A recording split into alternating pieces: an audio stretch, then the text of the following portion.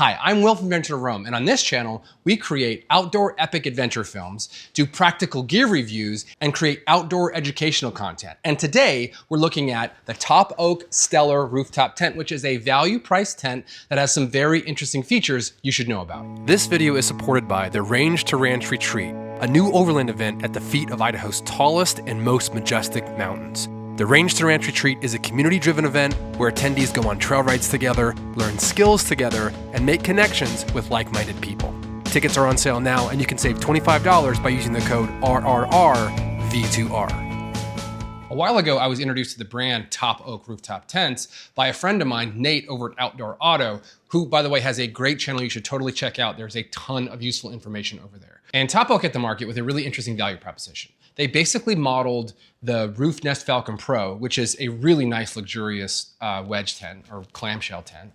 And they made it a little bit less luxurious, but priced it at about a third of the price of the Roof Nest tent, which, as you can imagine, made sales go bonkers. And now it's not uncommon to see somebody with a Top Oak rooftop tent. I think they really nailed the value of that tent, and the pricing was right on the money. And since then, they've come out with a few different models. And the one we're looking at today is called the Top Oak Stellar. Now, the Stellar has some really nice and really important upgrades over their first generation tent, but there are a few things in there I don't like as well. So I'm gonna go through all of that, show you what I like, what I don't like, and hopefully give you a good sense of what this tent is so you can make a better decision when you're looking at buying a rooftop tent. First, let's talk about what type of tent this is. So this is a wedge or a clamshell that also has a pop out. So it has hinges in the back, so it kind of comes up like this, but then it also has this pop out that pops out this way. So what this thing is that gives you a lot more headroom and usable space inside the tent. So I guess my first opinion is if you're gonna get one of these wedge or clamshell style tents,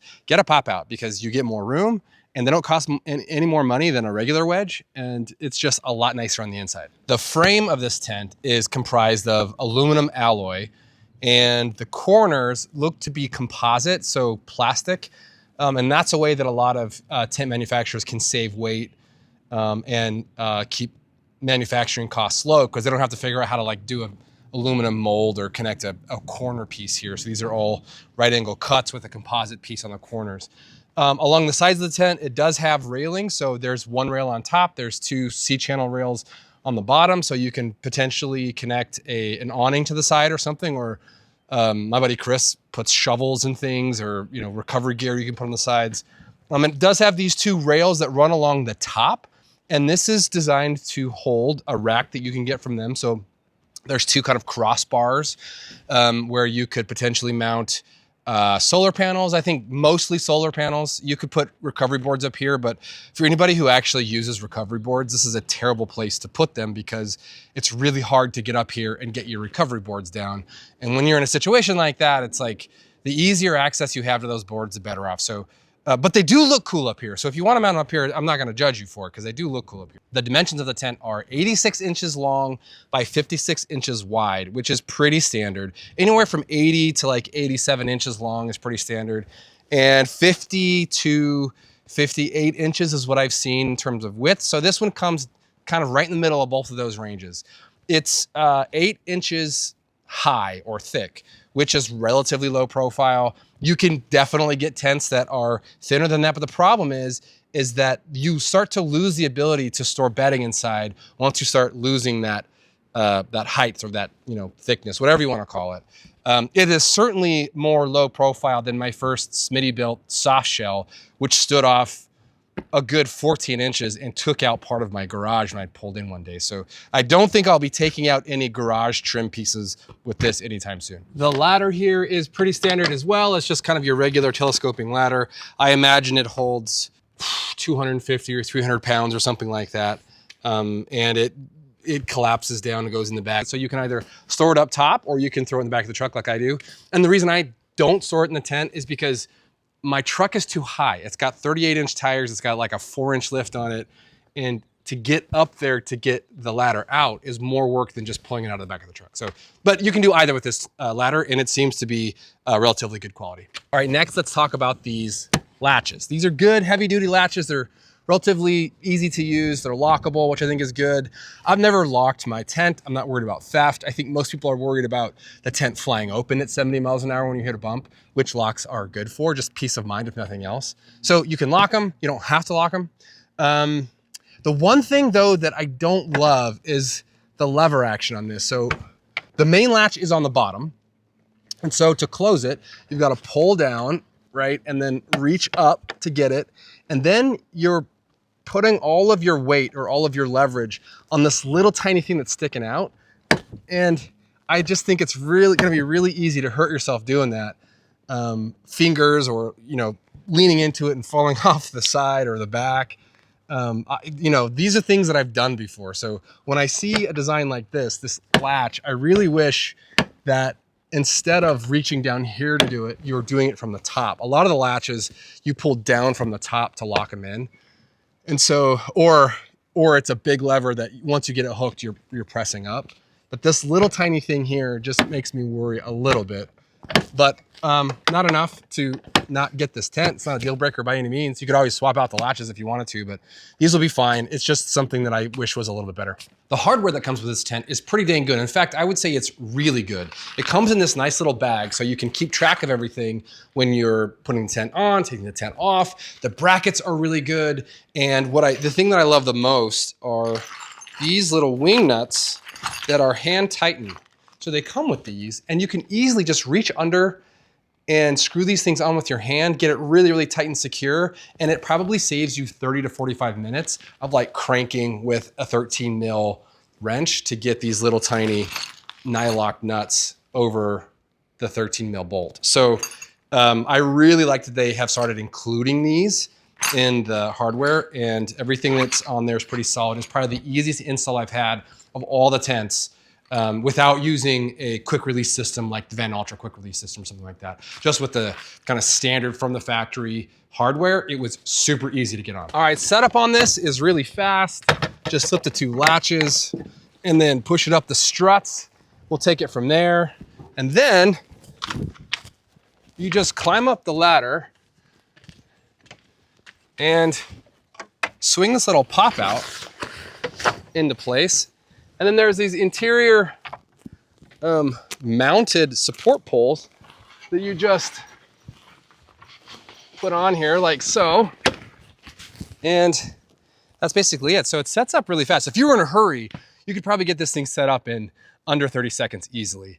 There's two of these support poles on either side, but you only need one of them to be attached and tensioned down to really kind of get into your tent and finish whatever it is you're doing with your camp setup. So sets up really fast. Canvas is 300 GSM poly cotton with ripstop technology in it.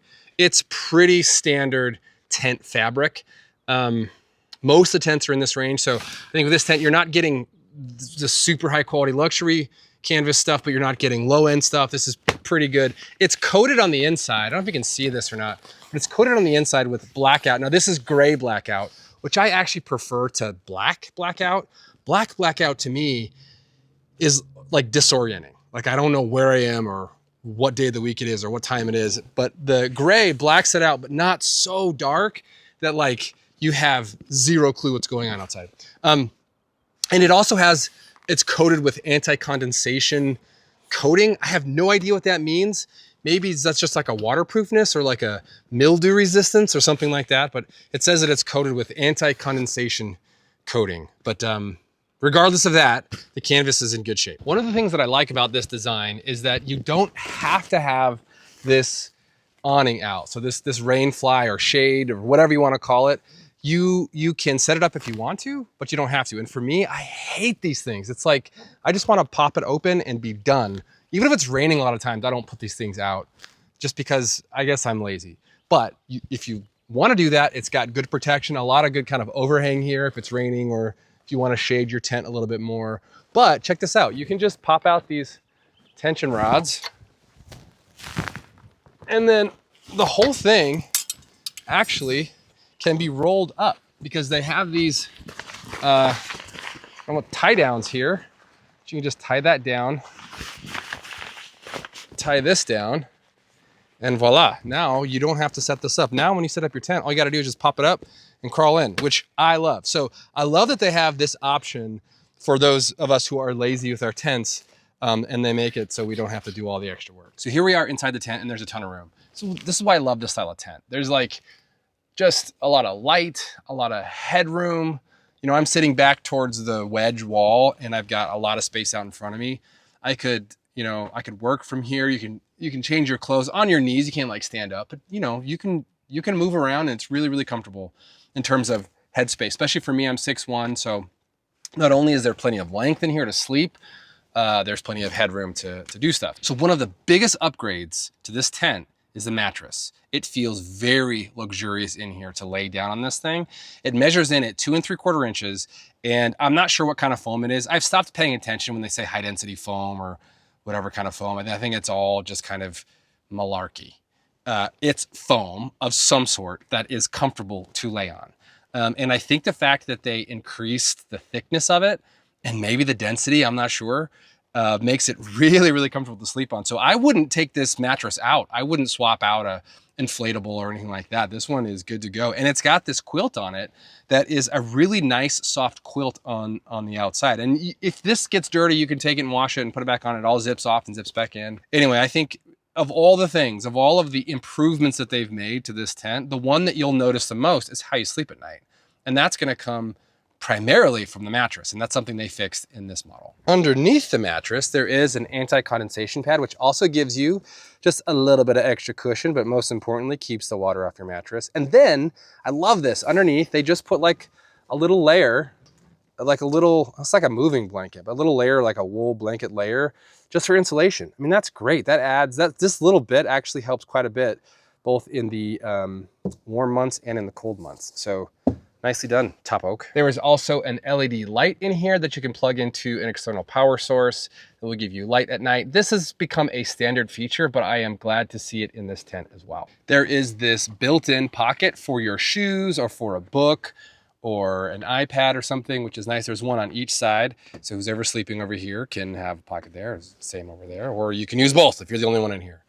There's some other clever pockets in here as well. Let me show you. So there's one of these on each side. Again, built in. I like that it's built in because it's a little sturdier, but this is for, you know, toiletries or cell phones or keys. I like to put my keys and stuff like this so I can see them.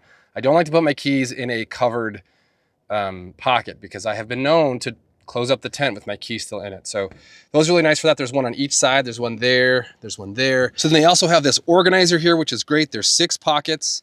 And the middle one here is mesh. This is also where I think they missed the ball here. This should be a clear pocket. I love the mesh pocket. I wish they were all mesh. I don't need really things to be hidden away when I'm up here. I need to see them. I already told you about my key situation. But this should be clear because you can stick an iPad in there and lay down here and watch a movie at night or whatever. But it's really nice to have that option, to have a clear pocket here. So Top Oak, if you're listening, I hope you change this out to a clear pocket on your next iteration. Other than that, it's a great organizer. It's just missing a feature I think a lot of other rooftop tents are including these days. The ceiling of the Wedge is covered in this fabric, kind of a quilt, which is nice, pretty thin, but it's nice to just, you know, give it some comfort in here, give it some nice color and texture. It helps with condensation a little bit as well. But that's, you know, a pretty standard feature. I'm just glad to see it in this tent. I love this big window. It can be used as a door, but I have Jeeps, and so likely I'm not going to use it that way. But there's a ton of light that comes in. There's a nice screen, and there's nothing better than like getting to camp and opening up this door and that door and this screen and just letting the air kind of come through here and air out the tent. It's really nice. So I really like that feature. There is a vent on either side, which is good for airflow, and they are covered on the outside. That's why you see this taped seam. So they're covered by a flap on the outside. So when it's raining and there's weather, that won't come into the tent and you can still get airflow. One of the things that I both like and don't like is the skylight. So I love that it has this skylight. So there's this window here that has a screen on it, so you can open it up and have a screen, have the air blowing in, which is great. But if you just want to have light and no screen, then you have to unzip this window, tie it up, which is no problem. But then this is a rain fly with a window in it. And so, you know, in some cases, if it's the summer and you want to have extra breeze in here, I can see how that would be really nice. But I actually like to have this open in the winter. I like to have it open when it's raining. It's just kind of fun to see the weather hitting this thing, like a big, picture window to look out on. And so I wish that this were actually built into the regular canvas and not just an outer layer. But it is nice to have, especially in the summer. It's really nice to have. Okay, one of the things I like and both don't like are these tension rods. So I like that they seem to be relatively well built in terms of the rods. I like that you can snap them on there and just flip that thing and it's kind of tensioned in place. But I don't like that they use these plastic, I don't know what they're called, little C-cup things that cup over the aluminum bar there, the tube. These I've used in many tents, and in every single tent I've been in, they have broken, which really sucks because then you lose the ability to kind of get really good tension on here. And they break in the winter a lot of the times because the plastic becomes more brittle. And sometimes the pieces are hard to get. Like when I had a Smittybilt, it was full of these things and like 2/3 of them broke. And it was a heck of a time trying to get them replaced from Smittybilt. And so my advice to Top Oak is to come up with a different attachment system here. And it's just one piece. Maybe you can come up with something that's either just really, really sturdy plastic maybe, or something that's metal might be better. And if you are buying this tent, this shouldn't stop you from buying it. But you might reach out to Top Oak and see if you can get a few extra pieces just in case one of these days when you pop that thing on there, it breaks as you do it. Pack up is relatively easy. You just have to release these tension rods that are on the frame, and they actually snap back to the ceiling, which is kind of nice. Bring this frame down and make sure that it lies flat on the mattress. Now, when you're packing up, you can actually leave in bedding in here, which is really nice. But that's step one. And step two is just to step around and close it up. And it has this tension strap that kind of helps keep everything in. But really, it's pretty easy to just tuck in the fabric on the sides after you pull this bad boy down. So pull this down, everything in here, and then tuck it in over here.